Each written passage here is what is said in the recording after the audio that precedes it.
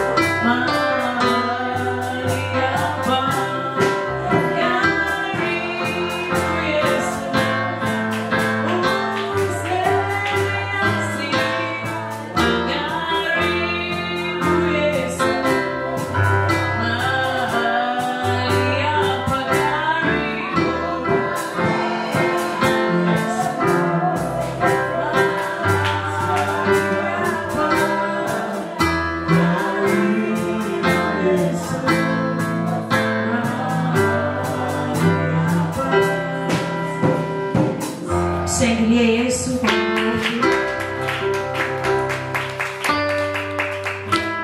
Bwana Yesu asifiwe. Basi ninaomba tukae tayari kwa ajili ya kuanza kipindi chetu. Kwa wakati huu namkaribisha mwalimu na mpige makofi na kufika pembeni.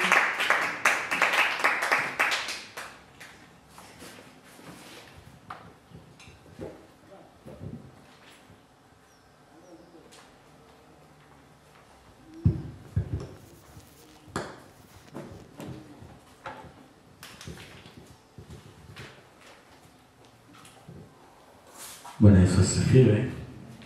Bwana Yesu asifiwe.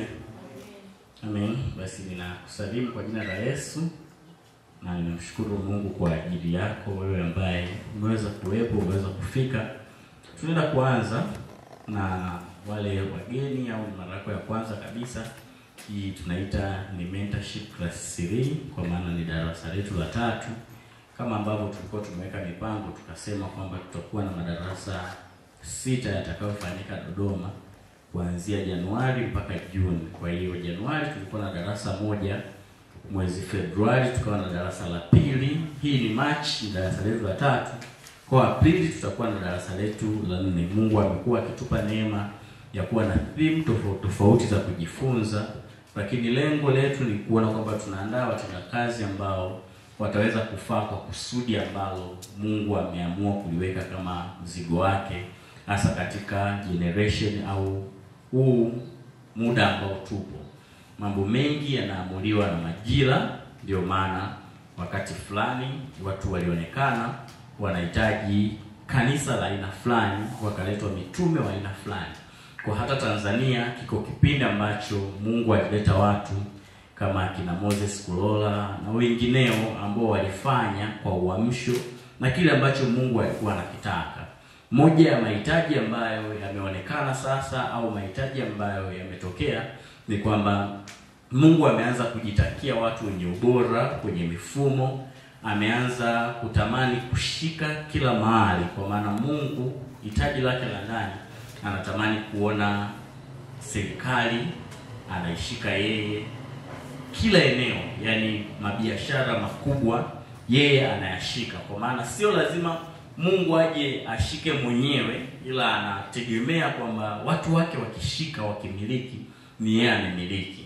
Kwa hilo hitaji limetokea, Mungu amepata hilo hitaji ndani na anafanya kwa bidii kuandaa watendakazi ambao sasa wataweza kufaa au kufiti kwenye hiyo mifumo ambayo dunia imeshaitengeneza, lakini Mungu anataka wapatikane watu watakaoweza kwenda kumwakilisha. Kwa hiyo masomo mengi tunayojifunza ni katika tu kumwandaa mtu, kumtengeneza akawe bora, kwa maana popote pale ambapo Mungu ataenda kumtupa au kumweka yule mtu akawe mfano bora. Madarasa haya tumeyaita Project Daniel kwa sababu kile ambacho Daniel na wenzake walikifanya wakiwa Babeli ndicho hasa Mungu anakihitaji kifanyike leo, kwa sababu dunia na mifumo yake bado jina la Babeli limeendelea kutumika. Mungu ameendelea kuitaja dunia kama Babeli, lakini wana wa Mungu wameendelea kuwa kama wale wakina Daniel, kwa maana wako kwenye mifumo ambayo si ya kwao. Kila kitu hakisapoti wao kufanya au kuwa bora, lakini bado Mungu anataka wamwakilishe,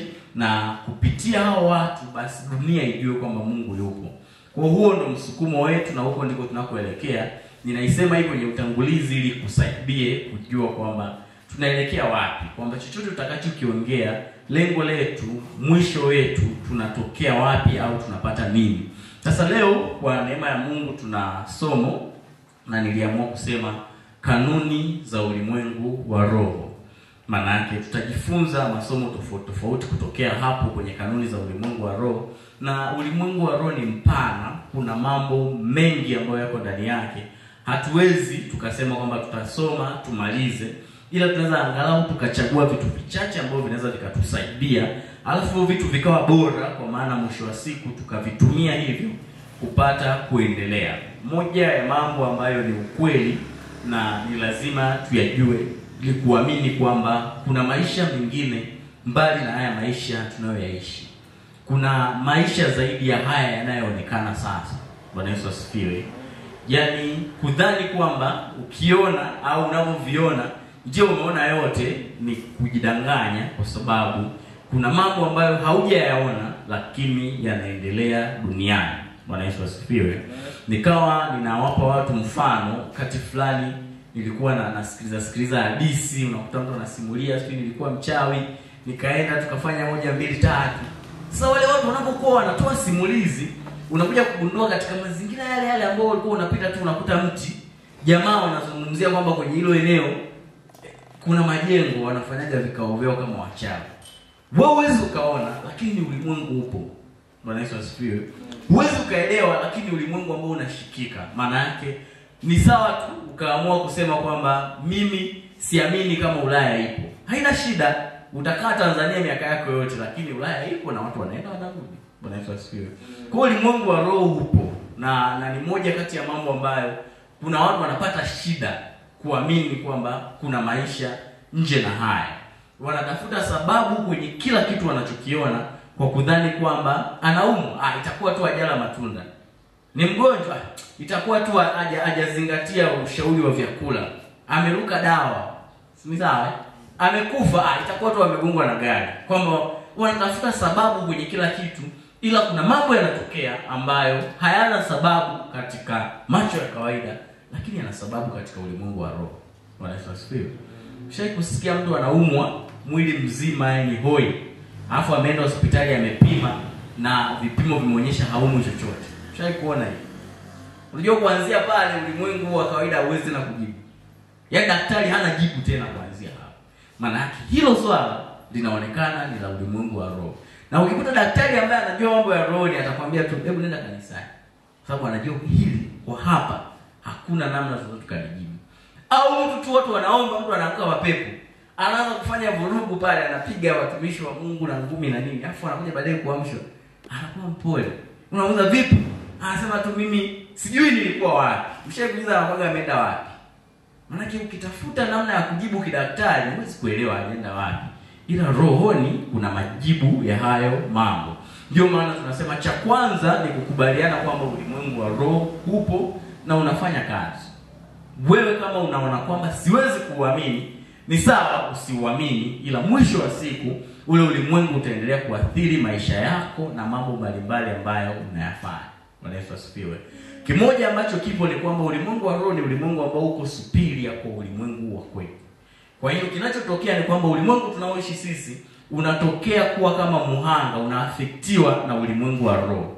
Kwa maana chochote kinachoruhusiwa kwenye ulimwengu wa roho kinaathiri ulimwengu wa mwili, kwa sababu ulimwengu wetu ni kama uko nyuma, ni kama unachelewa, ni kama vile upo katika upande wa disadvantage. Maana yake jambo linaweza likatokea kwenye ulimwengu wa roho leo, ikakata miaka 2, likaja likatokea kwenye ulimwengu wa mwili.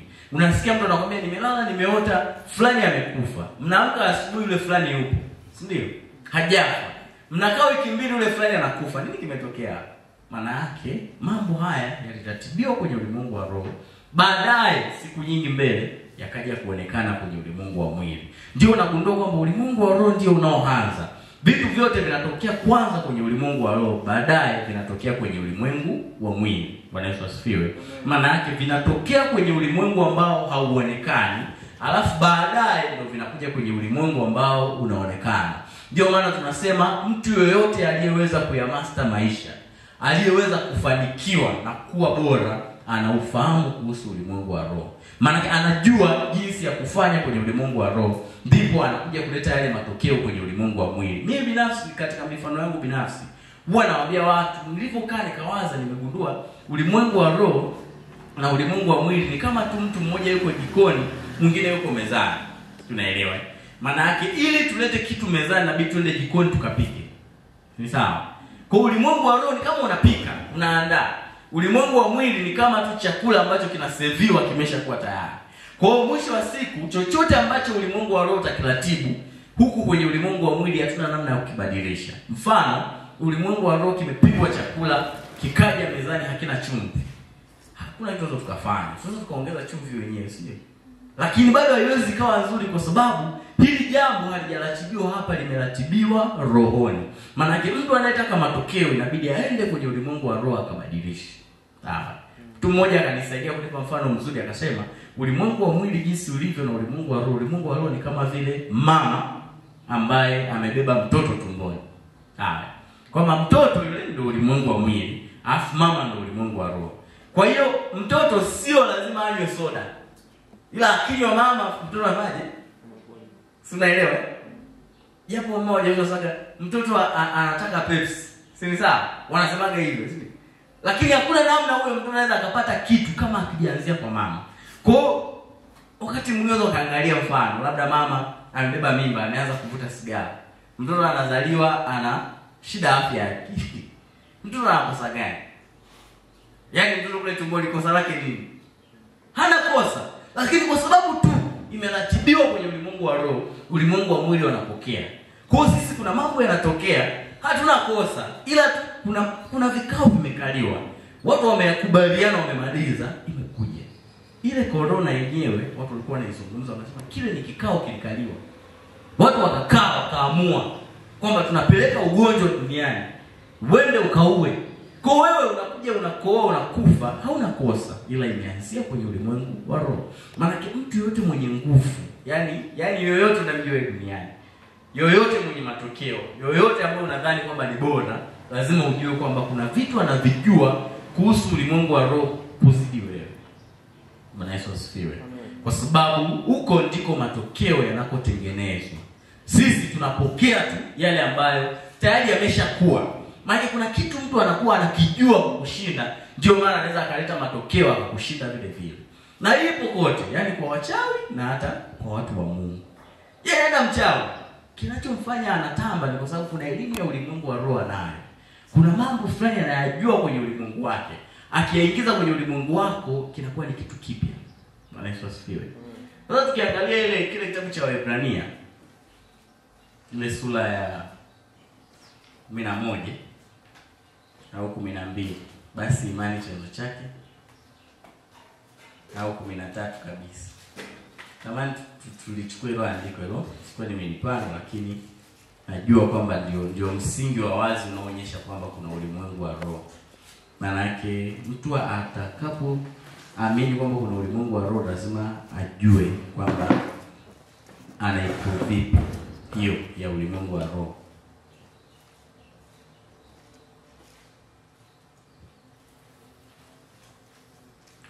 Waebrania 11, mwandishi huyu anaanza kuelezea mambo ya imani. Ila mstari ambao mimi naupenda ni mstari wa 3. Waebrania 11:3 anazungumza, anasema, kwa imani tufahamu ya kuwa ulimwengu uliumbwa kwa neno. Napenda haya maneno, neno la Mungu. Anasema hata vitu vinavyoonekana havikufanywa kwa vitu vilivyo dhahiri. Bwana Yesu asifiwe.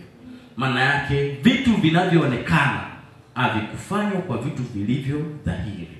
Maana yake maneno marahisi ni kwamba kile ambacho mimi nakiona leo akijatokea kwa sababu ya kitu ambacho mimi nakiona. Maana kimetokana na kitu ambacho mimi sikioni.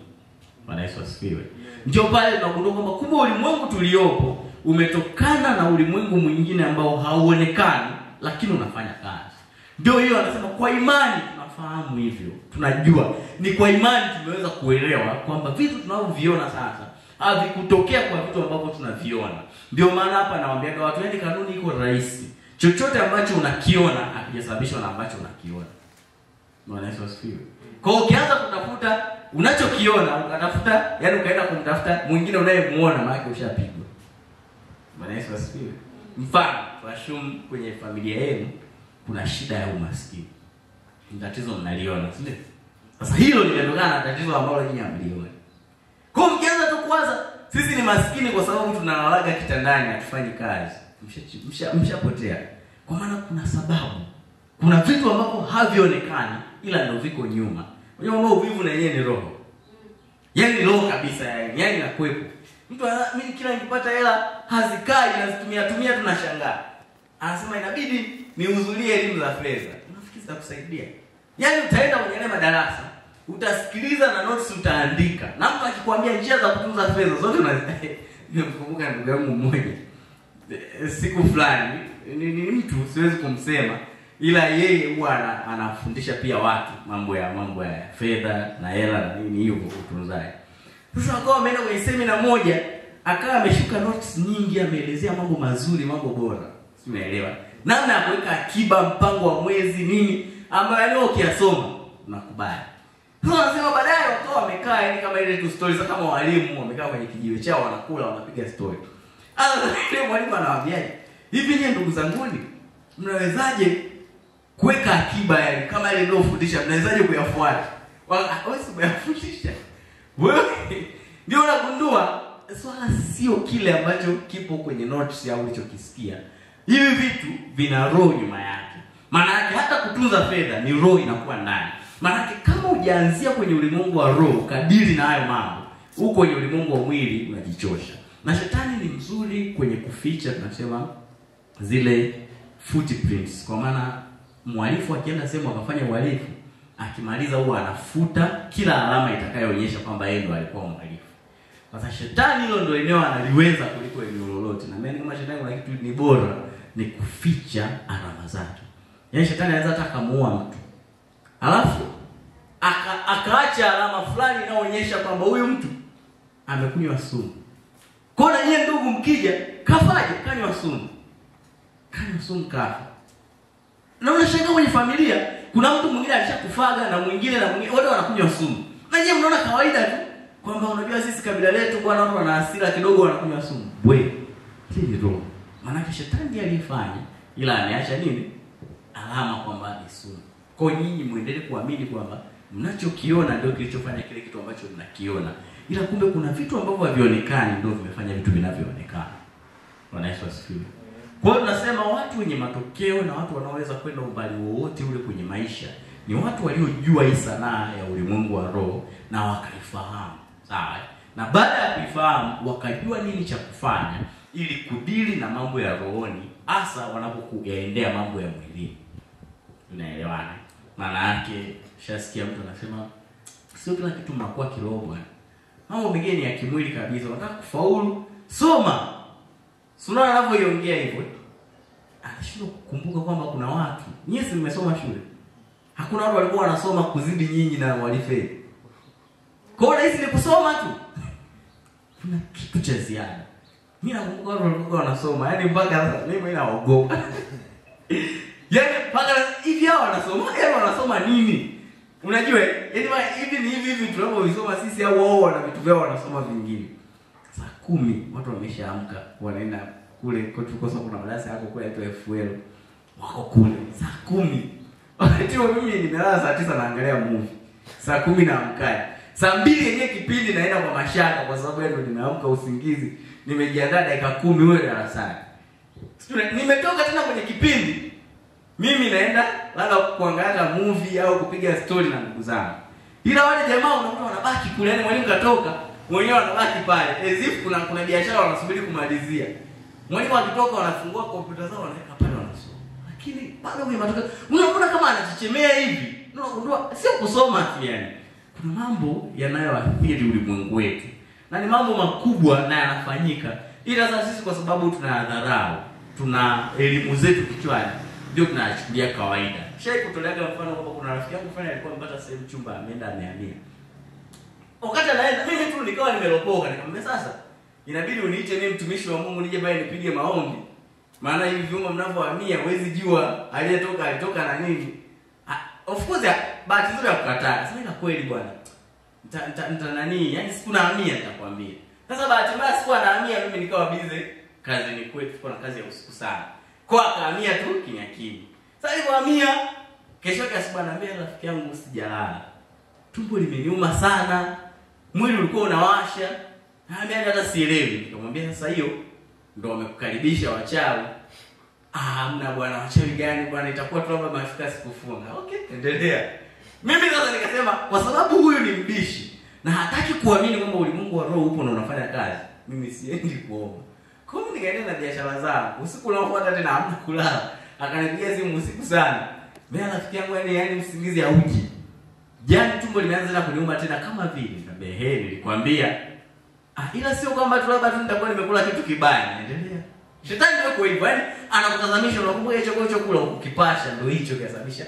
Kumbe ni yeye anakukanyaga tumboni. Makusudi.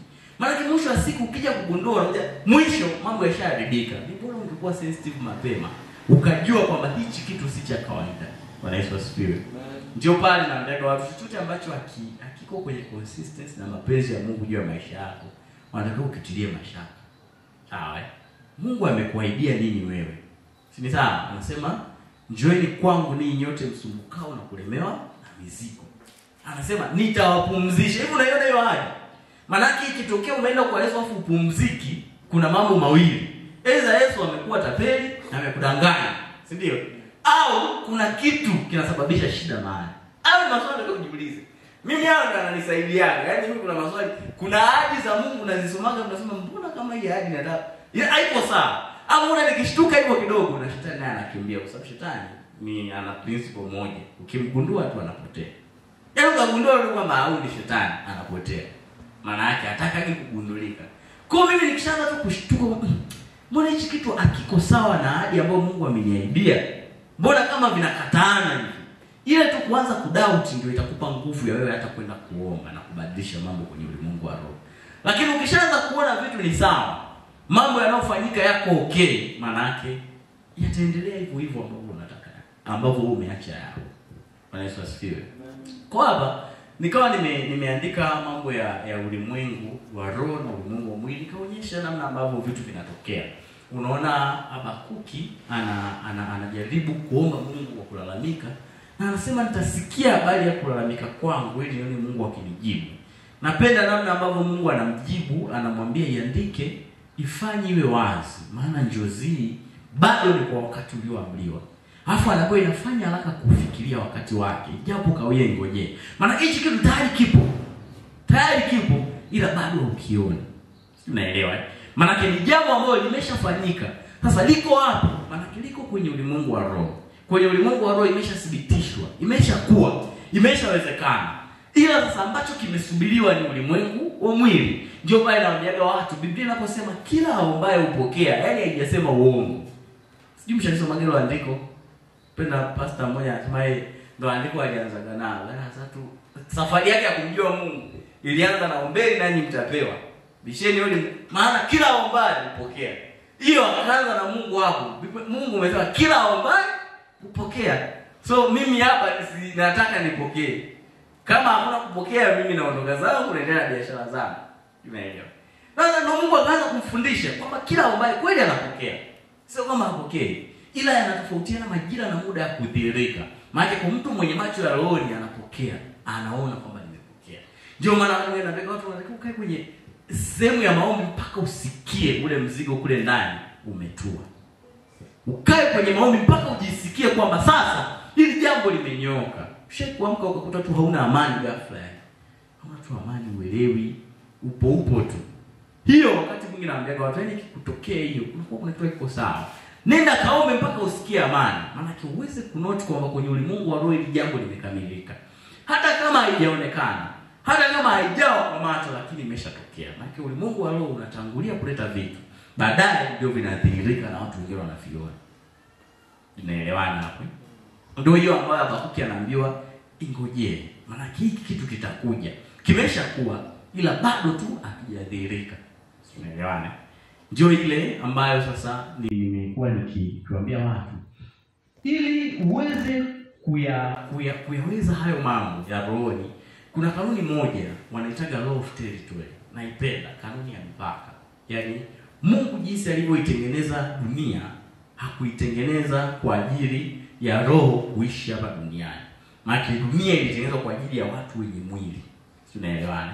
Maana mtu yoyote ili akae hapa, atawale, amiliki, ashike chochote, anapaswa kuwa na mwili. Tunaelewana hicho kitu?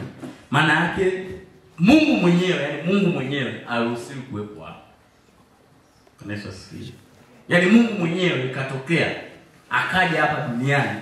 Sisi tuna haki ya kumwambia Mungu sasa toka nenda zako hapa, sio kwa. Tunaelewana? Kwa sababu Mungu ni roho. Hii hapa dunia haijatengenezwa kwa ajili ya roho, imetengenezwa kwa ajili ya miili. Tunaelewana? Ndio maana tunaposema mwanadamu, yani wewe, kinachokupa credibility na nguvu ya kuendelea kukaa hapa duniani ni kwa sababu tu una mwili. Ndio maana siku ikifika tunasema mwenzetu ametutoka. Si sawa? Nini kinachokuwa kimeondoka? Ni ule mwili ndio umeacha kufanya kazi. mwili umeacha kumtunza yule mtu, lakini roho yake inakuepo na maisha mengine yanaendelea. Ni sawa? Ndio maana tunaamini kwamba hata ndugu zetu waliolala tutaonana nao, kwa sababu tunaamini wao. Ni sawa? Maana yake dunia yenyewe inatambua vitu vyenye mwili. Maana yake hivyo ndio vinavyofanya kazi. Ndio maana tunaposema kwamba Mungu anataka tutawale, maana yake sisi tunakuwa watawala sahihi kwa sababu tu tuna mwili. Maana yake hata Mungu akitaka kutawala hii dunia, inabidi atawale dunia kupitia sisi. Bwana Yesu asifiwe. Maana yake sisi ndio tunakuwa tunamjengea yale mazingira Mungu ya kutawala. Shetani akitaka kutawala hapa duniani, maana yake naye anategemea watu watakaojitolea kumsaidia ili atawale. Unaelewa hicho kitu? Ndio maana Roho Mtakatifu anapokuja duniani, yaani uone tu kwamba Roho Mtakatifu akashuka zake, akaenda zake akatafuta chumba huko wapi, ndio? Kwanza nani atampandisha Roho Mtakatifu? Roho Mtakatifu aje agonge mwenye nyumba, watu watakimbia, ni sawa?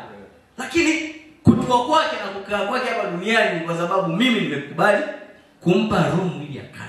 Maana mimi nikimkataa inabidi atafute mtu mwingine wa kumpa roho ili akae hapa duniani. Ndio hata mapepo yako hivyo. Yaani uweze kuta shetani eti mtu tu anatembea. Ukiona roho inazunguka uje tafuta mahali ikae. Ndio mama shangaa, kwa nini shetani ameenda kukaa kwenye mwili wa mtu? Anatafuta mahali ambapo atajishikiza akae. Tumeelewana? Maana sasa hiyo ndio itakayo kusaidia kuelewa kwa nini sasa shetani anakuwa anapambana katika huo ulimwengu wa roho na nini ambacho kinakuwa kinaathiriwa. Maana yake kama mwanadamu ndiye mtu sahihi anatakiwa kumiliki na kutawala hapa duniani, maana yake shetani na Mungu wao kama miungu sasa wanakuwa na vita ya kuona kwamba nani anatawala sasa. Tunaelewana? Kwamba shetani anakutaka wewe, kupitia wewe atawale hapa. Tunaelewana? Na Mungu anakutaka wewe, kupitia wewe atatawala hapa duniani. Kwa sasa nani atashinda, ndio pale wewe sasa unaamua. Umeelewa? Sasa ndio pale ambapo shetani atajitahidi wale watu wake waliomkubali, anawapambania, tumeelewa? Anawafaitia, anahakikisha kwenye interview kule. Je, kusikia watu wanapata hata mapepo ya utambuzi, wanaona mtihani mzima wa interview. Je, kusikia? Yeye anatafuta njia, atatafuta namna ya kuwapambania kwa njia zake, kwa ibada. Unajua kuna vitu ni ibada kwenye Mungu wa roho. Watu wengi hawajui. Mfano tendo la ndoa ni ibada. Yaani ukafanya kwenye kazi mtu anakuambia mimi siwezi kukupa kazi mpaka nizini na wewe. Ile ni ibada ambayo shetani anaitaka ili akupewe kazi. Maana atapambana hivyo. Ili namna yoyote wale watu wake waende. Mungu naye atakuwa anawapambania watu wake kuhakikisha kwamba watu wangu wanatawala, wanaenda wanafanya vizuri. Tumeelewana? Iko hivi yani. Sasa hapa tunaona sasa hapo si Mungu ndo atashinda obvious. Ni kweli Mungu ana nguvu na anaweza kushinda. Ila itakushangaza kwamba leo kwa huo mchezo ni wewe. Yaani wewe ndo sisi hapa ndo marefali. Kwa Mungu hata awe na magumu vipi? Nishaambia kwa watu sisi tushai kucheza mpira, cheza mpira, goli. Refa akasema rudisha kati, offside. Kaamua tu. Yaani kajisikia. Kwa sisi ndo tunaweza kama Mungu anatamani kushinda ila sisi ndo tunarudisha nyuma. Kwa nini? Kwa sababu pengine kuna vitu hatuvijui. Kuna mambo hatuyaelewi. Sasa wale watu wa upande wa giza wanazijua kanuni zao na wako serious nazo vibaya sana. Yaani kuliko unavyodhani. Anaweza kaambia muue mtoto wako. Sio kesi. Anaua mtoto wake. Tumeelewa? Ili tu atimize zile ibada zinazohitajika kwenye ulimwengu wake ili aendelee kuwa mbele. Unaelewa? Lakini kwa kanisa mwambie tu mtu acha viatu vyako uende peko nyumbani. Hiyo tu, acha viatu nenda peko nyumbani. Akifanya hiyo tu yani, hata mtumishi wa uongo bwana. Sasa tutembee peko tuache viatu. Nini kimetokea? Manake sisi hatuko serious na mambo yetu ya rohoni. Pia watu wagiza wako serious na mambo yao. Sawa. Na ubaya wa hii vita ni kwamba si issue sio Mungu wako ana nguvu kiasi gani. Unajua nini kuhusu Mungu wako? Si unaelewa? Yaani ndio maana leo hii kuna mtu kabisa anamwamini Mungu wa mbinguni na Mungu wa mbinguni baba yake. Lakini analogwa na mchawi wa standard 1. Yaani mchawi darasa kwanza anamloga. Unajua kinachotofautisha pale ni nini? Swala sio kama Mungu wako wa mbinguni hana nguvu, ila wewe Mungu wako umjui. Yeye Mungu wake anamjua. Anajua kanuni, anajua cha kufanya, anaelewa atembeaje. Ndio anakuzidi kwenye matokeo. Kwa hata mkikutana kwenye interview wewe na lijamaa pale. Sawa. Swala sio nani ana Mungu mkubwa. Swala yani wewe na wewe Mungu wako unamjua kiwango gani? Unaelewa hicho kitu? Ndio hayo mashindano ambayo naambia watu sisi ndo malengo kwa sababu sisi tunamwangusha Mungu. Maana yake unakuta sisi tungeweza kufanya kwa ukubwa, kufanya vizuri, kufanya kwa ubora, lakini kuna kanuni nyingi ambazo sisi wenyewe hatuzijui. Kuna usiriasi ambao Mungu anautaka kwetu, hatuufikii. Sasa ikifika kwenye ule ulimwengu, ule ni ulimwengu ambao unaongozwa kisheria. Sawa? Yaani ulimwengu wa kisheria. Na nawaambia watu ulimwengu wa kisheria na maanisha hivi. Yaani hakuna upendeleo. Sheria inaangalia nani amefanya. Ndio maana Mungu anamwangalia Kaini amekasirika, anamwambia ukitenda vyema hutopata kibali. Yaani maana swala la kibali halipo ndani yangu. Sio mimi ndo naamua kuwapa watu kibali. Ila ni kutenda kwako vyema. Unaielewa hiyo? Yaani wewe unapotenda vyema ndio kiwango cha kibali. Sio Mungu anaamua. Ndio maana ndio kupata mambo kwenye ulimwengu wa roho sio kwamba una Mungu kiasi gani au Mungu wako ni mkubwa vipi. Yaani unasali siku kanisa gani? Hiyo sio issue. Sijui baba yako wa kiroho ni nani? Sio issue. Unamjuaje Mungu wako? Unafahamu nini kuhusu Mungu wako anachoweza ukifanya? Hicho ndicho ambacho kinakuweka sasa kukusimamisha mahali ambapo unaweza ukawa bora. Sawa. Daniel ile 11 nafikiri kama sio 62. Kuna andiko pale nalipenda, anasema kila mtu mjua Mungu wao. Sio? Takodari. Watatenda mambo makubwa. Maana yake tunaposema leo matokeo makubwa au bora ambao sisi tunautaka wewe uonyeshe, maana yake principle imewekwa wazi. Watu wamjuao Mungu wao. Maana yake nimependa hilo andiko. Hivi unajua kwamba ile andiko aliyesema watu wanaomjua Mungu. Mmeliona hilo andiko? Mnisaidie. Nisaidie kulifungua hilo andiko. Ni moja kati ya maandiko bora sana.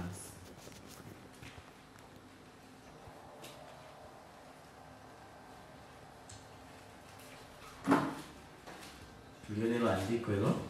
Ni moja kati ya maandiko mazuri.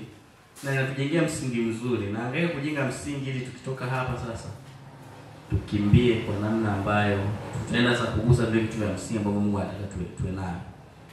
Anasema ni Danieli 11:32. Anasema na wao wafanyao maovu juu ya hilo agano atawapotosha kwa maneno ya kujipendekeza. Lakini watu wamjuao Mungu wao watakuwa hodari na kutenda mambo makuu. Tofauti ambayo mimi naiona hapa ni neno wamjuao Mungu. Hivi unaelewa hiyo?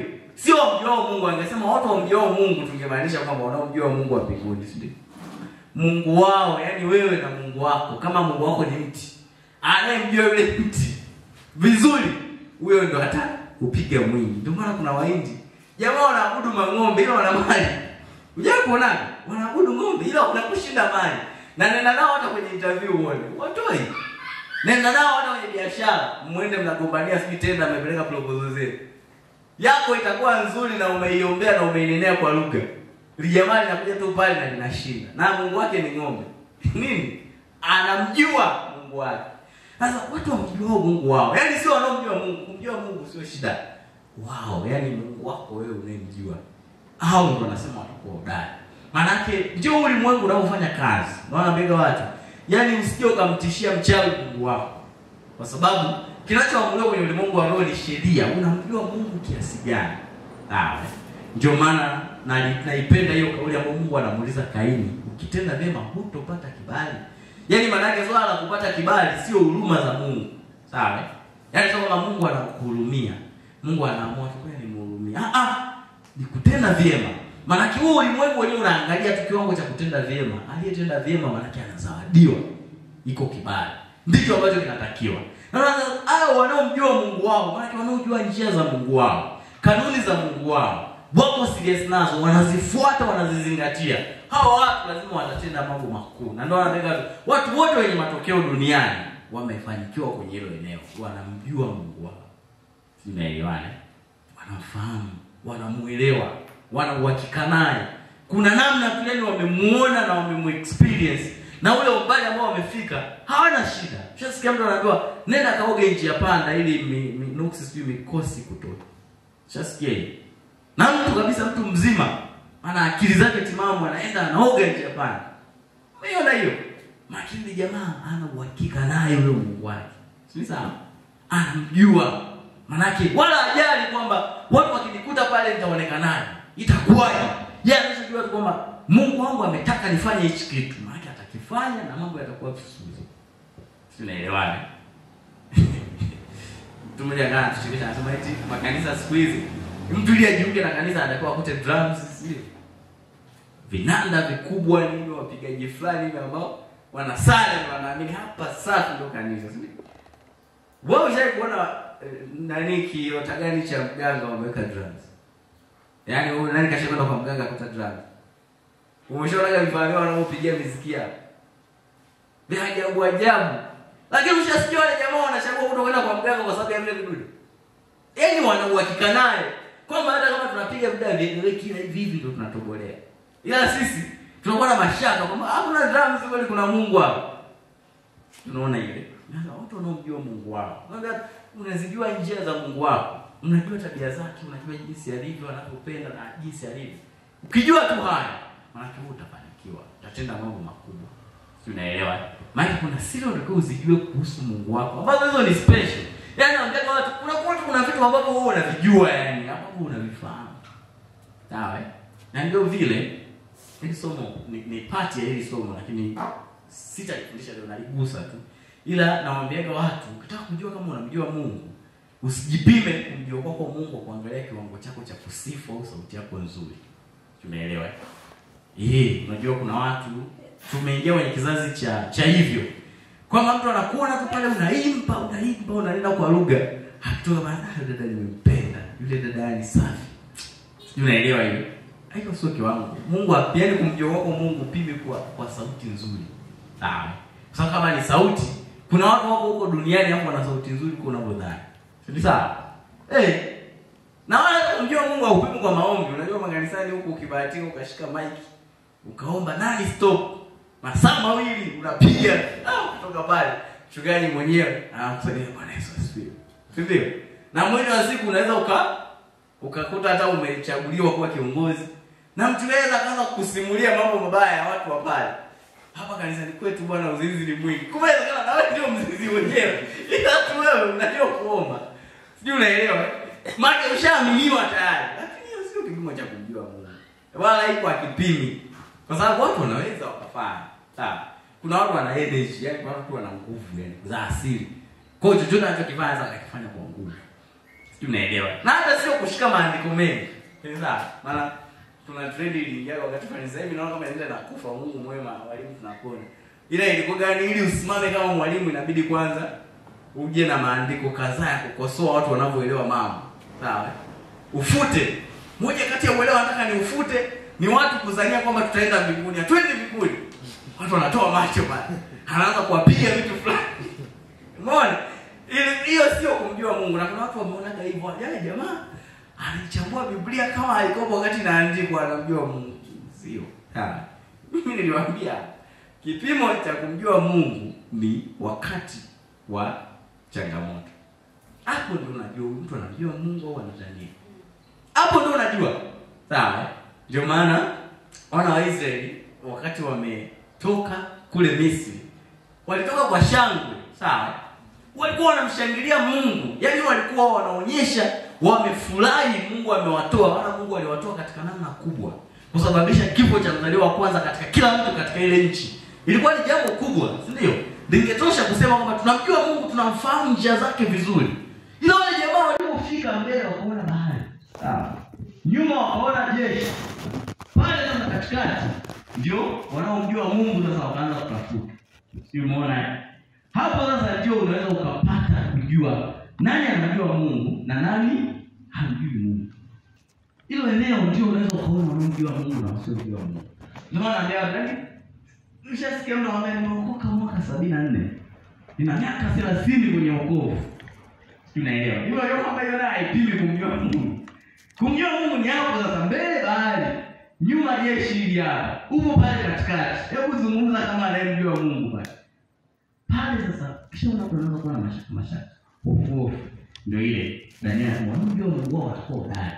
Kwenye ile eneo sasa watu wanaomjua Mungu ndio wanakuwa hodari. Hapo ndio wanasimama. Ndio maana Musa anasimama anamwambia simameni mkauone wokovu mkuu leo. Unaelewa? Simameni, uhodari wa Musa unaonekana pale. Maana ndio eneo ambalo linapimwa kwamba huyu Musa anajua Mungu. Lakini watu wote ambao hawajui Mungu wanatetemeka. Na baada ya kuvuka ile bahari, Biblia inasema Israeli akayaona matendo ambayo Mungu aliwatenda jeshi la Farao. Anasema wakaogopa Musa na Mungu siku ile. Yaani wakaogopa vibaya. Na Biblia nzuri imetumia neno wakamcha Mungu usiku. Kwa hiyo jamaa walikuwa wana Mungu siku zote na hawamchi. Ila walipoona kile kichapo alichokitembeza na giza lilipokuwa lile jeshi, ndio wale jamaa wakaishia kusema kwamba kama ndio Mungu anatisha. Tunaelewa. Maana ndio wakaanza kumjua. Na sio kama walijua wakamaliza kozi. Mbele tu kidogo walikutana na nyoka hoi. Kidogo hoi. Lakini maeneo hayo ndio yalikuwa wapimo kumjua kwa Mungu. Ndio maana naambia watu pale kwenye changamoto wanasema motivational speaker, high risk high return. Kwenye changamoto ndio kwa kutobulea. Ila hapo sasa ndio unatakiwa uenyeje unapomjua Mungu wako. Hapo ndio mtu anaenda kwa mganga anakushindia. Unaelewa? Sasa jamaa sisi tushakufanya biashara fulani. Ile biashara bwana. Biashara yani hivyo labda unaona kwamba sokoni pale leo hakuna mananasi. Leta rola mananasi. Sasa unakumbuka ulipoona na wenzako watatu nao wameona. Kwa mkirudi huko mnakutana mananasi yamejaa bei hapo. Au kuna mwingine alikuwa hajafuata. Nyinyi mmeuza yote sasa bei rahisi yameoza. Yeye ndo anaingia na gari lake huko peke yake. Sio unaelewa? Afu anauza hatari. Sasa ile ilikuwa inatuweka katika changamoto ile kwamba inawezekanaje? Sio unaelewa? Kwa hiyo kumbe katika ile changamoto manasi yamekuwa mengi, kuna jamaa lina uhakika na Mungu wake. Na uhakika wake Mungu wake wafikiri anafanyaje? Anaenda shamba, ananunua lori, anapita kwa mganga, anazindika kidogo basi. Afu anakufa. Maana kuna kitu anakijua kuhusu Mungu wake. Unaelewa? Ndio maana nasema mara zote au maeneo yote wanaojua Mungu wao ndio wanaofanikiwa. Iwe kwenye uchumi, kwenye biashara, kwenye kazi, kwenye chochote. Kiwango chako cha kumjua huyo Mungu. Unajua yani nimeshakwambia watu kauli ngumu kwamba walokole wanaamini wao hawawezi kulogwa kwa sababu Mungu wao ana nguvu. Ndio. Sasa wanaweza kuelewa. Swala la kulogwa halitegemeani Mungu wao ana nguvu kiasi gani. Wewe unamjua kiwango gani Mungu wako ndio inaamua ulogwe au usilogwe. Hivi unaelewa hiyo? Ndio maana ukweli ni kwamba walokole ndio wanaongoza kulogwa. Mimi nimesikia mtu ambaye anasimulia kwamba anaroga mchawi. Yaani hao watu wa kanisani, hao ndio rahisi. Kwa sababu yeye hata ukimloga anaendelea tu kuamini ni majaribu Mungu analipitisha. Kumbe ndio kanapigwa, anasema ila mtu wa mtaani, amelala tu kidogo shingo inauma. Kwa mganga. Mbona shingo inauma hapa? Nitakuwa nimekaa hapo. Ila huyo wa kanisani itakuwa tu ni godoro hivi. Unaona hiyo? Maana hawa ndio inakuwa rahisi, lakini yani ishike sana. Kwamba kiwango unachomjua Mungu wako ndio kinaamua umbali utakaoenda. Kile kiwango, yani kama tungesema sasa labda tunatoa nyota. Sawa? Tuseme labda huku kuna jeshi la adui na huku jeshi la wanajeshi sasa wa nchi. Sawa? Kwamba ukimchukua mtu mwenye nyota 2 kwenye jeshi la shetani na mtu mwenye nyota 1 kwenye jeshi la Mungu, wa jeshi la Mungu anapigwa hata kama Mungu wake ni mkubwa. Sio unaelewa? Manake je, anahusianaje na Mungu wake? Anajuanaje naye huyo Mungu wake? Hiyo ndio inaamua kiwango chao cha kushinda. Sasa hapa nimetaja mambo kama 5 hivi ambayo tunapita tu. Afu kwenye somo la pili tutachagua. Tutaendelea na hili somo nafikiri mwezi ujao, ni somo refu. Nimechagua kanuni 5 tu za ulimwengu wa roho ambazo, yani hizo tu peke yake unatakiwa usijue sana. Na wengi kushindwa kuzijua hizo kumesababisha tunakuwa hatuna matokeo yanayoeleweka. Sawa?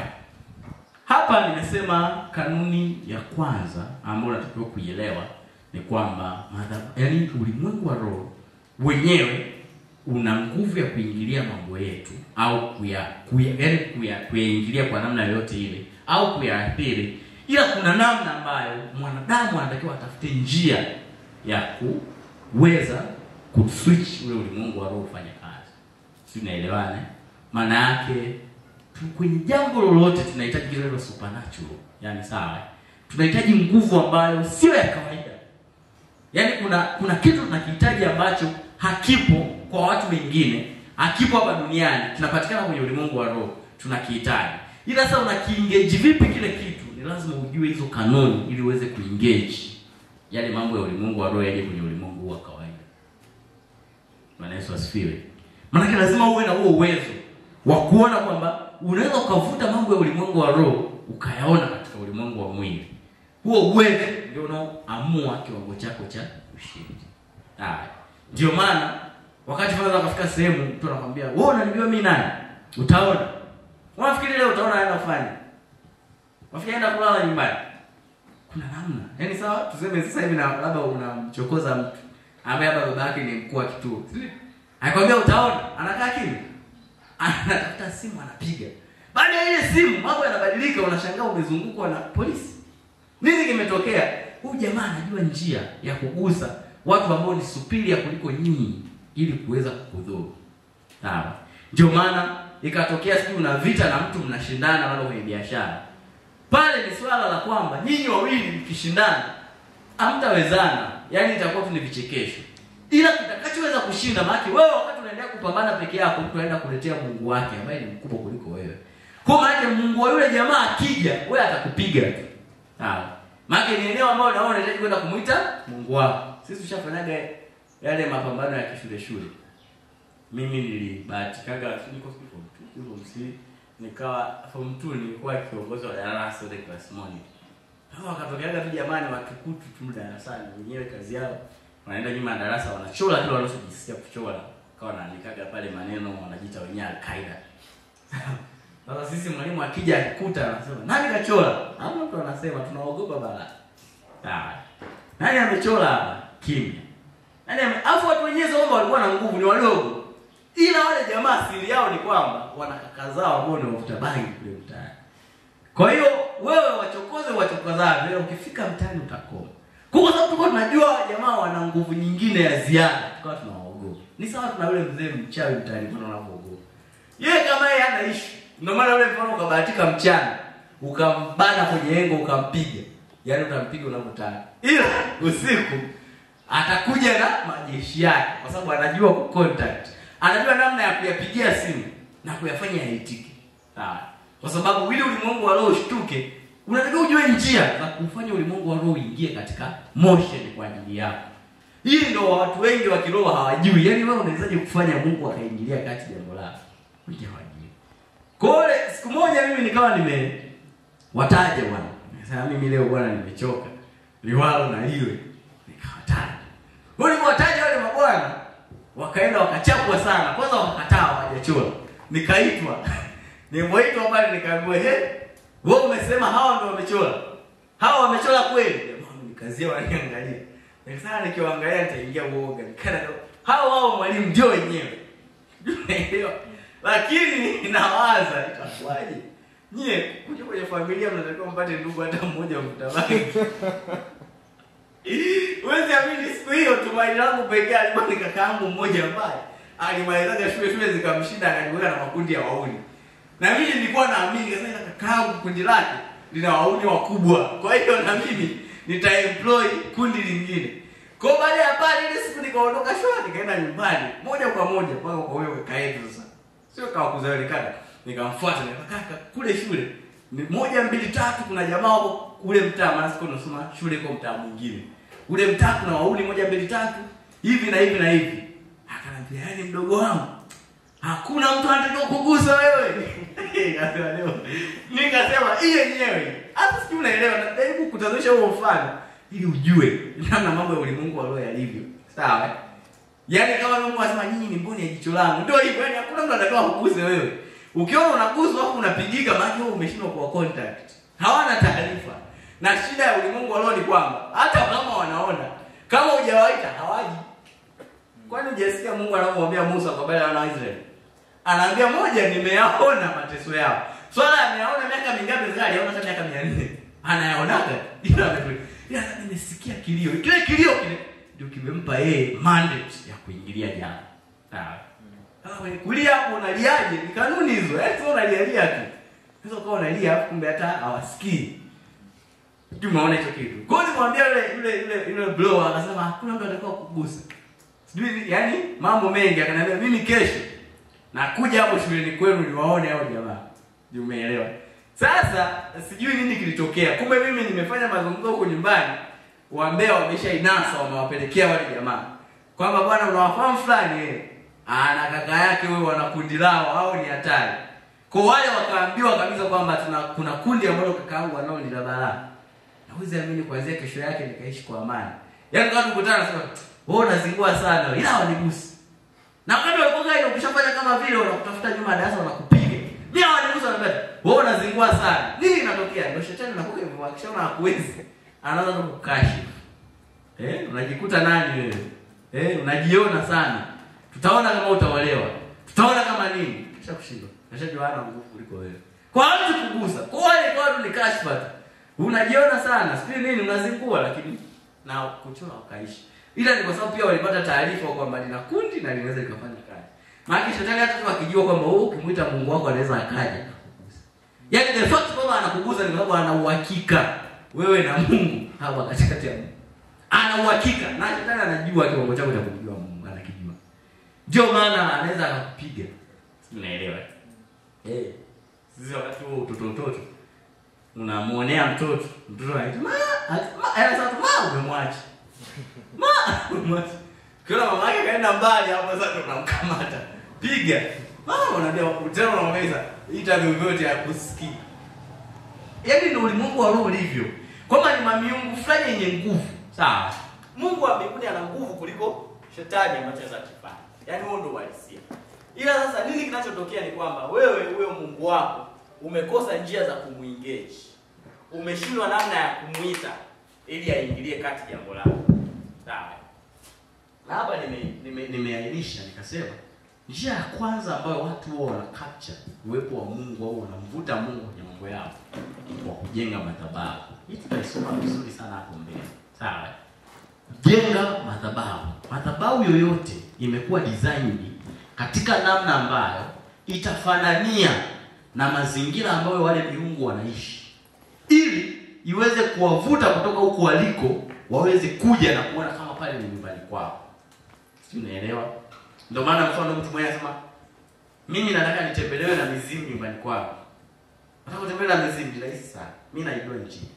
Sasa kama mizimu hii wewe nenda chukua mbuzi chinja. Chukua zile damu za mbuzi paka ndani. Weka mashuka mekundu, mashuka meusi. Lala. Watakuja tu. Kwa sababu panawavutia, mbona kama kwetu pale. Sababu kule kwao ndio kulivyo. Sawa?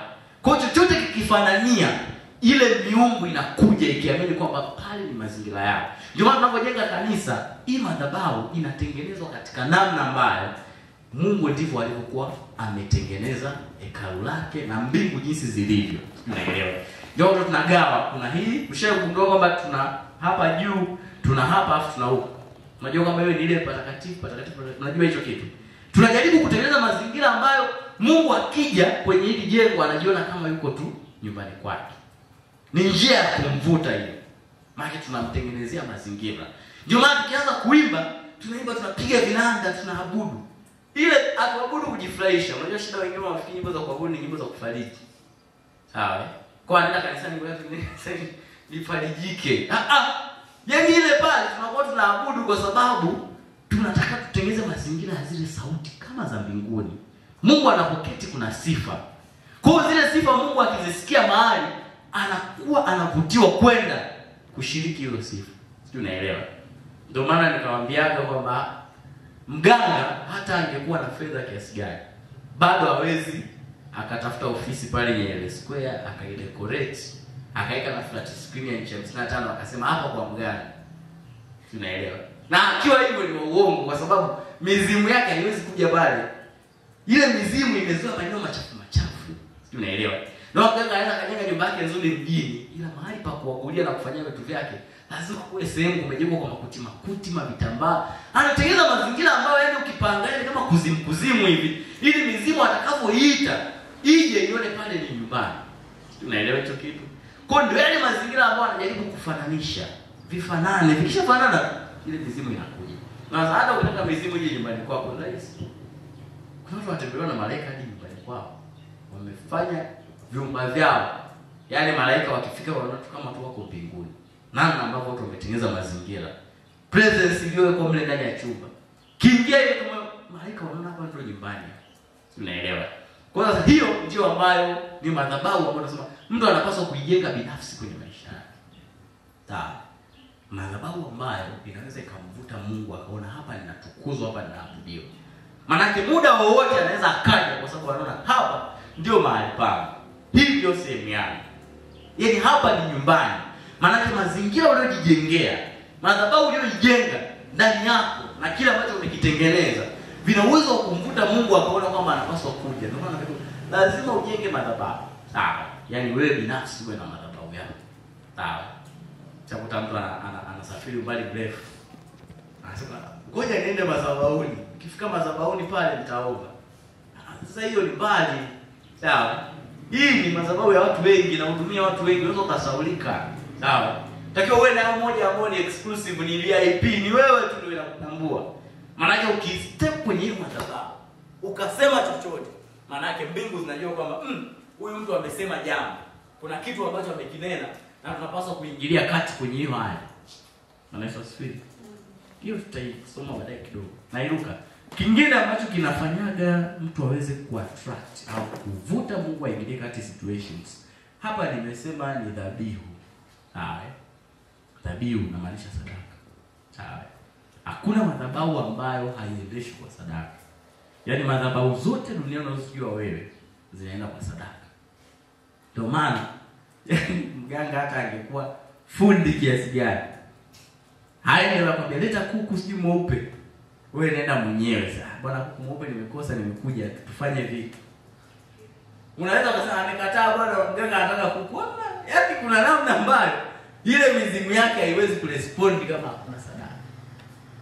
Sasa na kwa Mungu ni hivyo hivyo. Yaani sadaka inafanya Mungu arespond. Sawa. Mungu anarespond popote kwenye sadaka.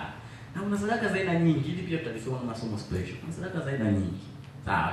Ila popote ambapo panaonekana kuna sacrifice, kuna dhabihu, Mungu anatokea. Kwa sababu namna ambavyo ulimwengu wa roho umetengenezwa, miungu imejijenga kurespond kwenye sadaka.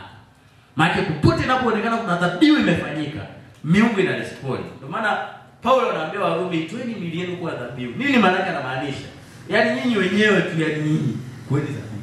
Maana yake tu yeye mkishakuwa hivyo, swala la kumwita Mungu kufika ni sekunde, kwa sababu lazima aje. Kwa sababu wewe mwenyewe tayari unafanya Mungu akae. Maana yake Mungu amejijenga kurespond kwenye dhabihu. Kuna mfano mmoja huko kwenye Biblia. Nafikiri ilikuwa ni wakati Israeli anapigana na Waamoni. Amoni ilikuwa ni taifa lenye nguvu wakati huo. Waamoni hao watu wenye nguvu sana. Kwa hiyo kumpiga Mwamoni ilikuwa mnahitaji muungane, ndugu na jamaa na marafiki mkapigane naye. Sawa. Sasa hii scenario inaonyesha kwamba Israeli walitoka, wakaenda wakaungana na taifa lingine na taifa lingine. Kuna jamaa wanaitwa sio wenyeji wa mlima wa Seiri, mataifa kama matatu. Wakajipanga kwamba wanaenda kupigana nani? Na mfalme wa Amoni ili wamalize. Na ujue kabisa kwamba hawa jamaa walikuwa wanajua principles, wakatafuta na prophet. Na prophet aliyetafutwa sio nabii wa mchongo. Sawa. Yaani sio wale manabii ambao hawaeleweki. Tunazungumzia Elisha, nabii wa nchi. Sawa. Alitafutwa. Elisha mwenyewe napenda Elisha. Elisha akasema sasa hii kesi yenu siwezi kuiamua hivi, tafuteni mtu wa kupiga kinanda. Unataka ujue hiyo siku hali ilikuwa ngumu, walikuwa wanatafuta kuvuta ule wewe. Kikapigwa kinanda. Elisha akasema nendeni mnashinda. Elisha akawahakikishia. Sio unaelewa? Na kweli walipoenda kwenye ile vita, mfalme wa Amoni alienda akapigana. Kila akipigana alikuwa anapigwa. Kila akipigana alikuwa anapigwa. Kila akipigana alikuwa anapigwa. Njia yake ya mwisho aliyoitumia, Biblia inasema akachukua mwanae. Yaani mwanae wa kuzaa, ambaye ndo amemtrain, yaani kama umeangaliwa kuwa mfalme anayefuata baada ya mfalme. Biblia inasema akamteketeza juu ya ukuta. Yaani akaweka ukuta akamteketeza vipande vipande, akatoa sadaka kwa miungu. Umeelewa hiyo? Hivi unajua nini kilitokea baada ya pale? Biblia inasema hivi, wale jamaa wakaanza kupigana wenyewe. Kumbuka nabii amewaambia mnashinda. Na ni nabii Elisha, maana hiyo ni uhakika. Lakini ile sadaka iliyotolewa ilichange atmosphere kwenye ulimwengu wa roho. Maana shetani ilibidi aje na kila alichonacho. For that. Wale jamaa walianza kupigana wenyewe. Biblia inasema Israeli wakatwezwa sana siku ile. Wakaondoka kwa huzuni, wakaanza kupigana wao. Yaani wao kwa wao. Mnashangaa tu. Kwani wanaambia nini? Labda wanaambia mwenzako, piga. Anaenda anapiga, alafu mbona umeniagiza sana tangu mwanzo wewe nani? Anarudi. Anaanza kupiga. Wewe unampigaje ndugu yetu? Wakapigana. Kwenye ulimwengu wa mwili unaona kama vile hawa jamaa wana akili kweli. Ila mambo yale yalifanyika kwenye ulimwengu wa roho. Naambia mfalme wa Amoni sio shida kwamba alikuwa na nguvu. Kuna kitu alikuwa anajua. Sibaya sema wanamjua Mungu wao. Alikuwa anajua Mungu wake anataka nini. Kwa hiyo unaona kabla ya habari alishachinja ng'ombe kibao. Kwa hivyo na vita bado ni nzito, akajua hawa jamaa wamejipanga. Maana jamaa walifanya mpaka dhabihu zote. Akabidi eti na sadaka ambayo ni ngumu kuliko ile ambayo wameifanya wale. Akamteketeza mwanae. Unaelewa hiyo? Ndio pale sasa unaona vita ikageuka. Yaani yenyewe tu. Kwa sababu yaani ule ulimwengu ni ulimwengu fulani, kwa sababu huko kisheria. Si unaelewa? Swala sio wewe Mungu wako ana nguvu kiasi gani, sadaka yako ikoje. The sacrifice, the result. Ndio maana una watu wanatoa sadaka kubwa, dhabihu kubwa, uwezo ukawashinda kwenye matokeo. Sahau. Si unaelewa? Sahau. Yaani wewe sahau. Wewe fanya unaofanya vyovyote. Uwezo ukawashinda kwa sababu miungu ina tabia kurespond kwenye sadaka. Tunajiuliza kwa nini wachawi wako serious sana na mambo ya sadaka zao. Hawafanyi mzaha na wanatoa kweli, yani wanajua kwamba hapa vyovyote vile ilivyo Mungu itarespond kwa sadaka. Sisi ndio tunafanya masiara. Ndio hivyo. Anasemaje mwalimu Ashba akisema kuna mtu akikalculate sadaka zake zote alizotoa ni ndani ya mwaka mwezi nafikiri, akasema mtu hawezi kwenda Dar es Salaam akarudi. Na huyo anasema Mungu wangu mimi, Mungu sio ana nguvu sio nini. Wewe unaongea. Yaani shetani anakuwa yuko pale nje kusubiri. Ukitoka mwambia twende rafiki yangu. Kwa sababu una nguvu. Kwa hiyo unashindana naye, mwenzako unakuta kila mwezi labda anaangusha ng'ombe. Sio thamani ya ng'ombe ni shilingi ngapi? Japo tufanya hata 500,000 tu ashumu. Sio? Wewe sadaka zako bukubuku kila wiki, sio? Maana akasema leo nataka Jumapili tu. Na hiyo Jumapili unamtukana shetani. Yaani unaenda siku moja tu lakini unamtukana za wiki nzima. Unamponda, unamvunja na umetoa buku. Sasa mwisho wa siku mkikaa mezani kwenye ule ulimwengu anapima 500,000 na 4,000 yako ya mwezi. Sijui unaelewa. Kwa Mungu hata kama anaweza kuingilia ni eneo ambalo naye anakuwa limited. Sasa Mungu wetu pia ana limited na sheria alizoziweka mwenyewe. Kwa hiyo anashindwa kuzidisha zaidi ya vile anaweza kufanya kwako. Ndio maana unaonewa afu Mungu anaangalia tu. Anaumia. Akiumia sana ndo anakutumia mwalimu, ufundishwe, uelewe. Angalau utoke kwenye hayo maangamizo, kwa sababu kilichokufunga sio kama Mungu akupendi. Ujawa serious na ule ulimwengu. Ni ulimwengu unaoendeshwa kisheria sana. Unaelewana? Toa na hiyo nimeizungumza vizuri hizo sadaka hizo. Tatu hapa nimetaja utakatifu, ambayo wengine wanasema ni sanctification, utakaso. Hii wengi sasa inawachanganya. Yaani katika vitu ambavyo vinachanganya watu na kutokuelewa kwamba miungu inavutiwa ni hili neno. Neno kutakaswa au neno kuwa mtakatifu ni kutengwa. Sawa? Neno kutengwa maana yake ni kuacha baadhi ya mambo au kuacha baadhi ya vitu kwa ajili ya wewe Mungu wako. Si unaelewa? Kwa hiyo utakatifu, yani neno mtakatifu, huwezi amini kwenye wachawi na wenyewe kuna watu ni watakatifu. Unaelewa maana yake? Yaani kwenye mambo ya kichawi jamaa hawajachanganya mambo ya miungu. Yaani jamaa wamenyooka na shetani hatari. Kwa na wao kule wanaitwa watakatifu. Si unaelewa? Kwa utakatifu sio swala la wewe kwamba unaenda mbinguni yani utakatifu ni kule kukubali kuacha baadhi ya mambo kwa ajili ya kujitenga kwa ajili ya kitu fulani. Tuambia hata nyumbani, siku hizi haya mambo yameisha. Zamani ilikuwa kuna viungo vinatengwa ni vya baba. Kikishatengwa ni cha baba, hicho hakina matumizi mengi. Hicho kikombe hakichakai haraka. Sijui unaelewa? Na hata kikichakaa mtajibu nani mwingine amekitumia bali kachakaa. Sasa cha baba. Maana sasa watu wa Mungu walivyotengwa, Mungu amewataka kuwatenga kwa ajili ya kazi yake. Sijui unaelewa?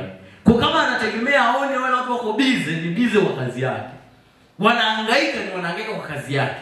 Wanapambana ni kazi yake. Ndio anachotegemea. Sijui unaona hiyo? Lakini sasa hao watu wamejichanganya kiasi gani ndio ile inaofukuza. Naambia watu yani hiyo holiness ni factor ambayo ni very strong kwenye miungu.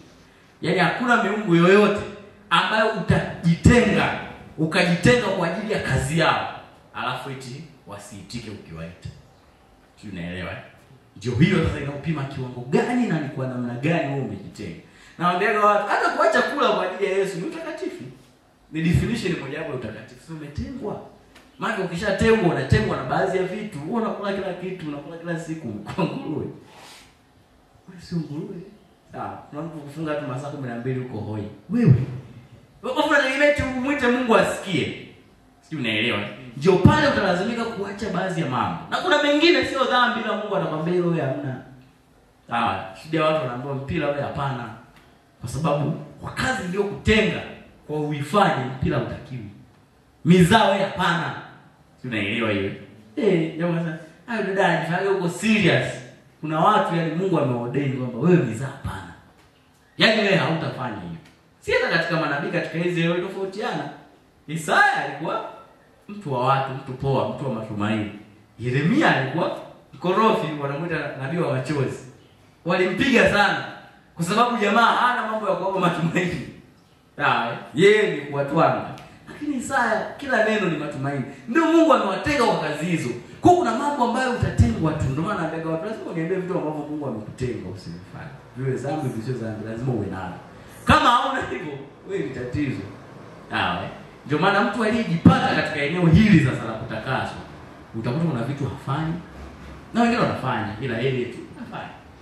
Sasa kwa nini ufanye hichi kitu? Yaani basi, naye mwenyewe ajui ila tu amejikuta ndani yake kwamba hatakiwi kukifanya kwa sababu ya mission aliyoitiwa.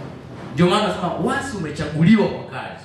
Maana unategemewa kuwa bora. Paulo anawafundisha watu wa Korinto kuhusu mambo ya michezo. Anaambia nani anayeingia kwenye michezo akajitia kwenye mambo ya dunia? Hayupo. Nani alikuwa askari akaweka kwenye michezo? Anasema kila mtu anapambana ili ampendeze aliyemuita. Maana wasi umeteuliwa kama askari, unategemea kuna vitu utaviacha. Ni sawa? Ndio hiyo hapo anabeba timu tu ya taifa ya mpira eti. Nikulipigia basket amefukuzwa timu ya taifa. Imekuwaje? Umewekwa kambini yeye katoroka. Kwamba tu unawekwa kambini wiki nzima utakiwa kutoka. Watu wanakubali kukaa kambini wiki nzima. Wanaacha wake zao, familia zao kwa ajili tu ya mechi. Sio, unaelewa? Sasa na wewe ndio kuna vitu ambavyo utatakiwa tu viache kwa ajili ya kujitenga ili uwe hicho chombo cha thamani. Kuna vitu utafanana.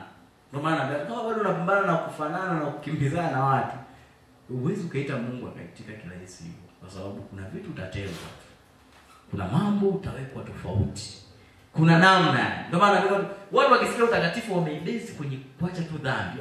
Yaani sio dhambi. Yaani vitu vingi, chochote ambacho Mungu atakulazimisha ukiache kwa ajili yake kina specify kwamba wewe umeitwa. Kwa sababu kila calling ina mahitaji yake. Sijui unaelewa Ndio maana kiwembe na shoka havifanani. Vyote vinakata lakini vinakata vitu tofauti. Sio sawa? Kwa kiwembe kimechongwa mpaka kimekuwa chimba. Sio sawa? Lakini shoka mbele tu ndio pembamba lakini huku ni nene. Kwa nini? Kwa kazi inaenda kufanya inakuwa vile. Kwa utachongwa na Mungu mwenyewe. Utatengenezwa yani. Ndio kuna mambo utaanza tu kuyaacha. Yaani utajikuta tu umeacha. Ndio ile naambiaga watu, haya maugomvi tunaogombana na watu, sijui mavazi, sijui yani sijui anafanya hiki, anafanya kile, sijui. Yaani kuna mambo ambayo tunaingiza kama mafundisho ila kiuhalisia ni mafundisho takatifu. Kwamba mtu yote aliyetakaswa kuna kitu anaanza kupewa maelekezo kwamba hiki sio chako. Hiki ni kizuri lakini wewe ufanye. Hiki kinafaa lakini wewe hakikufai kwa sababu ya calling ambayo unayo. Umbali unapaswa kwenda hiki usifanye. Hiki usifanye. Hatutakiwa hata kufanana. Ni basi tunaanza kubiliana kwamba wote tufanane, wote tuvae hivi. Kuna wengine watakuwa vai hivyo wanaovaa kwa sababu ya calling walioibeba. Yaani huo umbali ulioko ndio huo watahubiri watu injili na watafanikiwa. Huo umbali kwa sababu ndio alivyotengwa. Ndio maana naambia tukisema utakatifu tunakuwa too deep kwa maana ya nini ambacho umekiacha. Bwana niambie kitu. Mmoja ya vitu vya ajabu ni kwamba tumevaa tufurahisha anasema wachawi kwenye kilinge chao cha kukutana. Uwezo ukakuta kiti hata cha plastiki, hata stuli. Unaweza kusema labda yule mkuu wa wachawi sinabidi akae angalau kwenye stuli. Sisi kukuta. Na ushasikia wachawi wana demand sofa. Ila makanisani nasikia viti vya plastiki vimepita na wakati weke masofa. Haina shida, lakini wale jamaa wako tayari wafike pale wapige magoti wakae chini hata masaa 3. Mkuu wao kila anachosema ni ndio mkuu ndio. Sijui unaona hiyo sacrifice. Shasikia mtu ni tajiri lakini utajiri wake una masharti kwamba hapaswi kulala kitandani. Ana vitanda vingi na magodoro ya kutosha lakini atakiwa kulala chini. Na analala chini siku zote. Sawa. Wewe leo mbona Mungu atokea kwambia utakuwa unalala?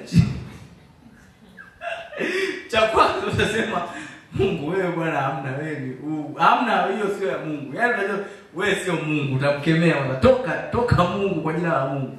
Maana unaona vitu vinanichanganya. Maana kuna vitu huwezi kuacha wewe lakini unaweza wanaacha. Afu uko vile serious wale jamaa. Very serious. Nishasikia huko tajiri huko mwanzo huko nasikia alikuwa ameweka sharti atakiwa atembee pepo. Kaambia mpaka leo yuko ni tajiri mkubwa atembea tu pepo. Unaona hiyo? Amekubali kuviacha viatu, kwani viatu ni vibaya? Viatu ni vizuri. Wewe unajua kutembea pepo. Ushawahi kutembea pepo vizuri ukaona. Kija jamaa amekubali kuacha. Sasa njoo kwa sisi sasa. Sisi hapa sasa. Kuacha. Yaani kuna vile vitu ambavyo amevishaviacha tayari. Ila eti mimi sio kwamba natetea pombe na kunywa. Ila nawatetea wengine wasioweza kuiacha. Sasa wewe kuna haja gani wewe kuitetea sasa? Na watetea wengine wasio, yaani hata hiyo pombe ameiacha lakini yeye anaitetea. Hayuko tayari kuiacha. Unaelewa? Hivi unaelewa? Yaani sasa hizi sheria gani? Eti kijana asionekane na binti sijui wanaongozana. Sheria gani? Ni sheria. Kuna kitu unataka ukiache. Umeambiwa acha. Acha. Kwani utakufa? Mimi sio kwamba ndo naongozana na mabinti. Sinielewe vibaya. Ila nawatetea wewe nani? Wewe ni mtetezi wa haki. Unani kukuteua utetezi wa haki zao. Fanya mambo yako. Kwani bageni inakuwa ni acha. Mungu ameombea ili vazi usivae.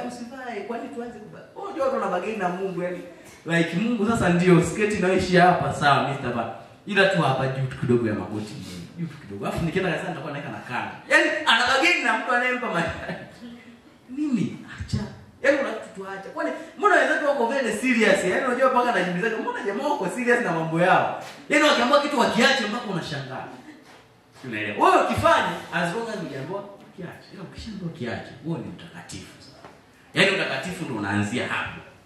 Maelekezo ya Mungu yanasema nini kwenye mambo yako?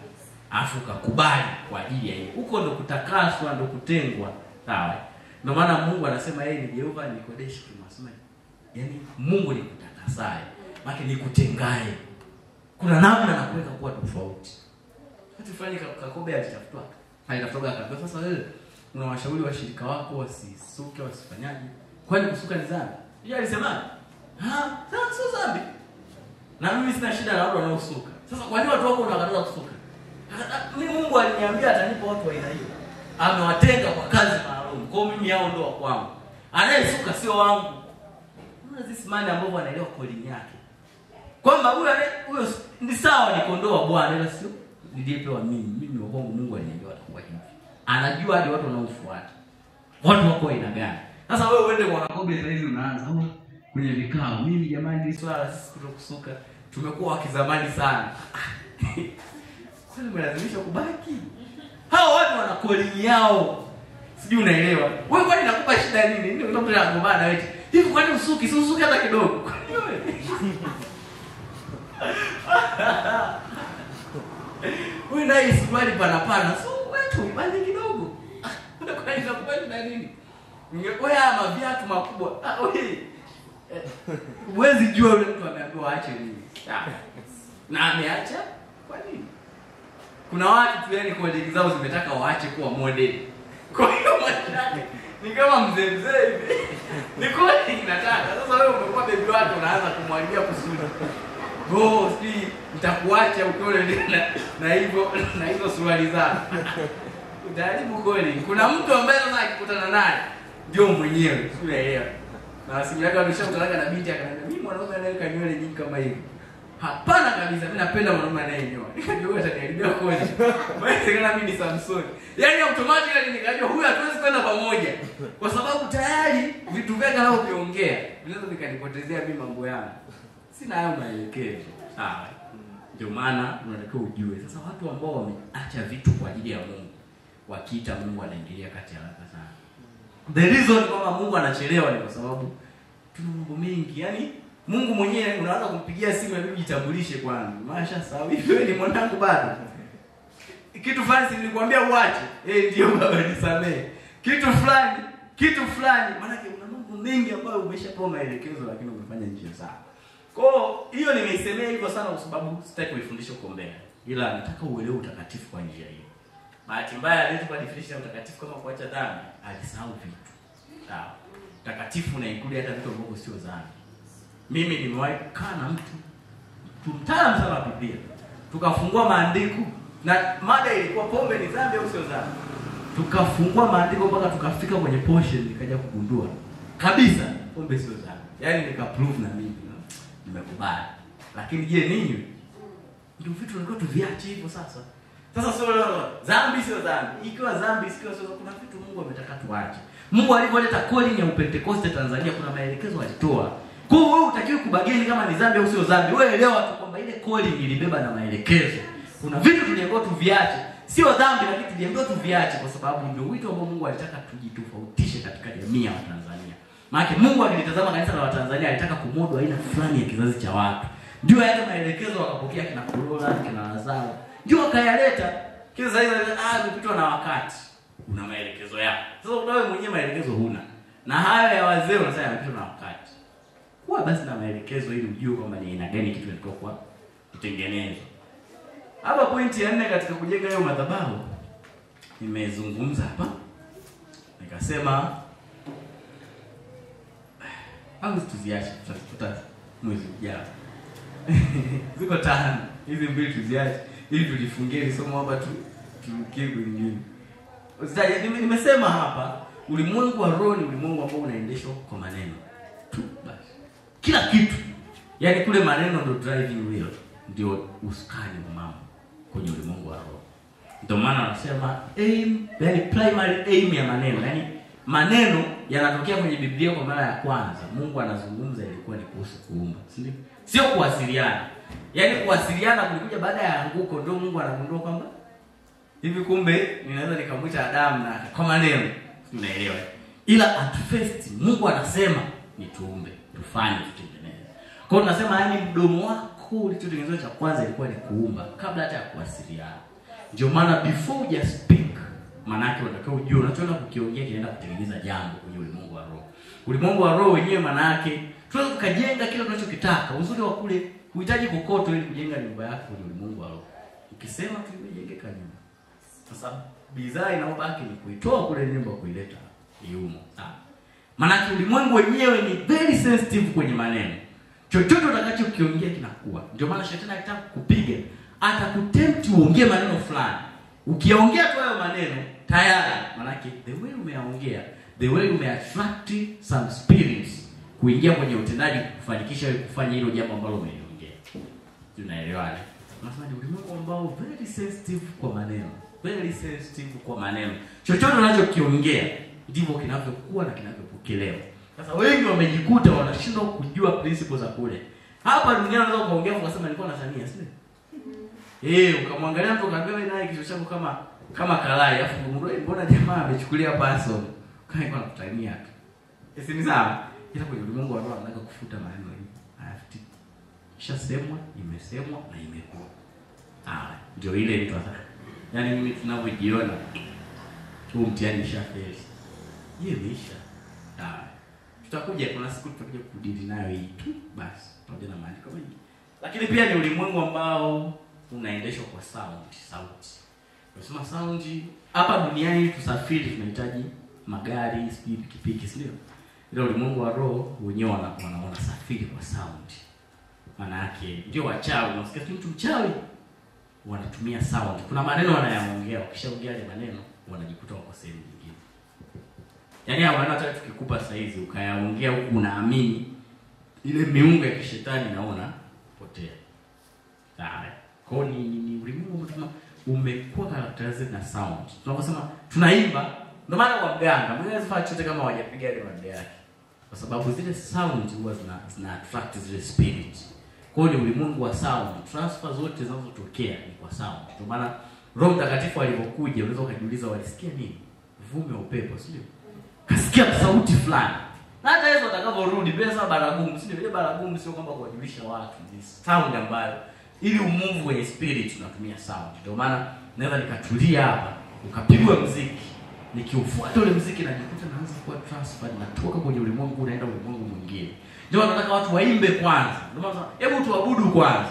Lengo la kuabudu kwanza sio ili kuwakusanya watu. Tunajua lele watu wamezagaa kwa wakati waanze ibada. Hebu anza kuabudu watu wakusanyike. Ile ni watu waweze kutransform, sawa? Kutoka kwenye mili waende kwenye roho ili waweze kutransfer kwenye mambo ya roho. Ndio maana tunapiga sauti. Sauti ni moja kati ya vitu vya msingi sana. Ndio ile nakumbanaga na mtu unakuta nyimbo yake, simu yake imejaa manyimbo ya bongo flava afu fresh. Na akiweka atakulala anaweka zile anasikiliza, anashindwa kuelewa kwamba anakulala zile zitamtransfer, zile zitampeleka mpaka kuzimu. Na zitakutanisha kule. Mimi nikilala usiku, maana watu wanakuja sio nafanya nao mapenzi. Attract vipi? Ni kwa sababu wakati unalala umetengeneza madhabahu pale. Ukaiwekea na muziki. Ule muziki umevuta zile spirit. Zitakuja. Kwa sababu zinafuata sauti. Popote pale kwenye sauti zinafuata. Ndio watu wanasema tuomba, toa sauti. Omba kwa nguvu. Kwa sababu ile sauti zikisikika kwenye ulimwengu wa roho, spirit huwa zina tabia ya kufuata. Kwa roho Mungu huwa anafuata pia hizi sauti. Shetani pia anafuata sauti, ndio maana hata wachawi wenyewe wanaweka zile sauti zao. Unaelewa? Ni kauli ulimwengu ambao uko hivyo. Natamani tuishie muda umeenda afu na mambo mengi bado. Natamani ile somo tulifungie hapa. Na tu tumelimaliza ili tuje tuangalie kwenye ile mada ya kwanza namna ambavyo tunaweza tukajenga madhabahu na ikawa powerful katika level ambayo unaweza ukaattract, ukavuta Mungu kuingilia kati. Maana nimesema Mungu jinsi alivyo, wewe ni mtoto wake pendo. Kwa atamani uguswe. Sawa. Kwa the fact tu kwamba unaweza ukatupiwa malaria ikakunyanyasa, Mungu inampa shida. Sawa. Lakini ule ulimwengu ni ulimwengu wa sound. There must be some sound somewhere to call. Ndio maana nasema niite. Tunaelewa hiyo. Yaani niite sio kwamba ukae kimomosi. Niite sauti sikike. Kisikika tu asante itika. Sijui naelewa. Maana ni Mungu ambaye anaitaka hiyo sound. Ni ulimwengu ambao ili interact nao kunahitajika sound ya mwanadamu. Ili ile sound ndio inatoa kama legal permissions. Kwamba hiki ni kibali cha kisheria, ukikisikia you need to follow the sound. So ukikaa kimya, maana yake Mungu hawezi kufanya chochote. Maana anataka tu muite. Chakutana na mtu mmoja akasema mimi si mmoja tulipigieni nitakuja. Maana yake hiyo si mmoja ni ya muhimu. Tusipoipiga maana yake hatakuja. Sawa. Maana yake ndio remo ambayo yupo. Anaweza kaona. Ila ili aingilie kati anahitaji kuitwa. Ndio maana sound ni muhimu sana. Maana nasema katika mambo yote hategemei kuona mtu wa Mungu anaonewa na jambo lolote. Kiona anaonewa ni kwa sababu hajaweza kumuita Mungu. Sasa anaposema mbona Mungu nimemuita na ajaje, nimekutajia vitu vitano ambavyo vina attract hii rem kuja. Hii rem kujengeka kufika kuwa, nimekutajia vitu ambavyo vinafanya. Tumevitaja hivyo kwa haraka hapa nikirudia. Nimesema rem hii huwa inafuata madhabahu. So namna ambavyo umefanya madhabahu yako kuwa strong, ndio namna ambavyo utafanya Mungu akukimbilie. Cha pili tukasema kwa habari ya sacrifice. Hii rem inaangalia sana sadaka. Mahali ambapo kuna dhabihu kubwa ndio mahali ambapo watu wanapata kwa ukubwa. Si unaelewana? Iko hivyo. Lakini pia ni lemo ambayo tumesema kwamba inaangalia holiness, utakatifu, kutengwa. Umejitenga kiasi gani na mambo mengine ili kuwa mtu bora kwa ajili ya ile jambo. Miungu inaangalia sana hilo jambo. Na ukiweza kulipatia maana yake utaweza kuattract zile miungu ili ije kusaidia. Lakini pia tumesema ni ulimwengu unaoenda na maneno. Sawa? Unachosema kinakuwa. Manake popote pale ambapo mtu anaongea anafanya kuactivate ulimwengu wa roho, mambo ya ulimwengu wa roho yatokee.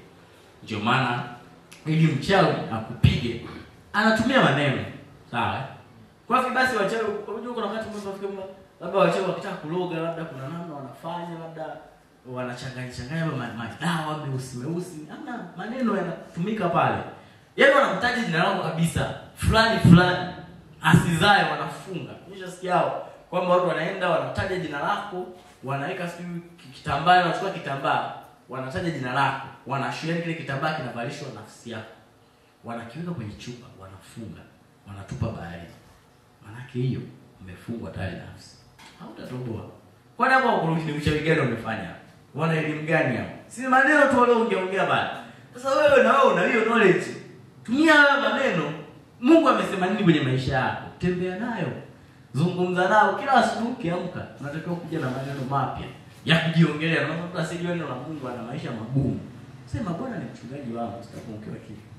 Nikajifunza mahali kwamba kuna mtu anaweza akawa anaongea, anakutalia kumbe ndo anakulaani kwa maneno. Unasikia hiyo? Ni wewe jamaa wewe. Mimi vitu vingine nitakuamini, ila kwenye fedha wewe jamaa, ni wewe jamaa ni tapeli kabisa. Unaona kama utani. Ila wewe sasa ndio unakuwa tapeli hivyo. Yaani hilo neno ndio ushakuwa tapeli.